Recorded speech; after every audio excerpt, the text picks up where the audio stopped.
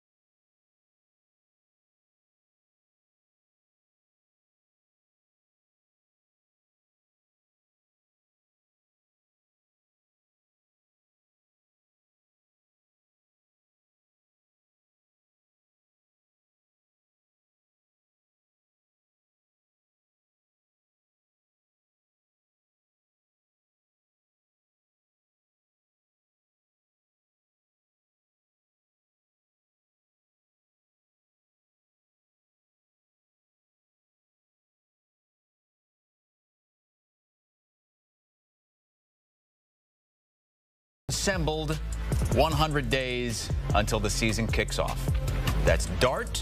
Why do we have the close-ups below? DeVito, Jameis, and Russ. I don't know. What do you want, the close-ups up top? What's your problem? We just didn't do like just the whole picture of that. She's got issues with your show, Noah. We needed to see. We'll talk after. We'll talk to somebody about that. Jackson Dart has issues as well. He's wearing number 6. You know, he wants that number 2, but cornerback Deonte Banks has number 2. Dart says Banks is asking too steep of a price. So he's going to be what? He didn't say. He just said it's too much. Figures, I would imagine. Is that what it goes for? $1 million, Kyle? 6 is usually agreed upon. 7 is kind of like, you want it that bad, bro? That's ridiculous. Seriously, like that's how much, like, okay, I'm with you though, but you've played. Like, if somebody really, really wanted your number and you really, really wanted to keep it. Nobody ever wanted my number because it was a lineman number. But if I was a sexy, skilled player and somebody wanted my number, I'd be like, $1 million, you can take it. Well, that's Kyle Long, and that's Pete Prisco, the Bald Boys. They both freshly shaved today. Freshly shaved. The Bald Boys. You know what they call you? The Disgusting Brothers. That's what they're calling you upstairs. That's a How did compliment. you not get That's pop culture, more? Pete. I've never been in a fight. That's from Succession. Yes, let's talk quarterback battles here, and when we might see each one of these high-profile rookie quarterbacks start a game this season. And we'll start with Jackson Dart. I think the question, though, is, Pete, how much does this regime in New York being on the hot seat play into when we might see Dart this season? I think it will play into it, and it should play into it. If you're those guys, why not? Russell Wilson will start the season. I think that's a given. If Russell Wilson plays like he did in Pittsburgh, he won't be there long. And that means you go to Jackson Dart. I don't think you go to Jameis Winston. I think he's the emergency quarterback. I think you go to Jackson Dart. And if Jackson Dart plays relatively well, and they only win 5 games, but there's progress there as a quarterback, then I think Brian Dable for sure will come back the next year, in large part because you don't want the guy learning a new system the next year.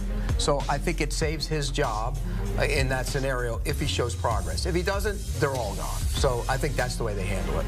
I think Jackson Dart's a guy that Giants fans are going to beg to see, honestly. I mean, with Russell Wilson at the quarterback position, it's kind of like, you know, S&P 500. It's going to go up a little bit, it's going to go down a little bit. You're never going to have those days where you set the record offensively. And with the way that defensive roster is constructed, they're going to be in a lot of ball games. They're going to want some juice at the quarterback position, which leads me to Jameis Winston. And he's another stock that you can't necessarily dump all your funds into because he could throw for 30 touchdowns, could also throw for 30 interceptions.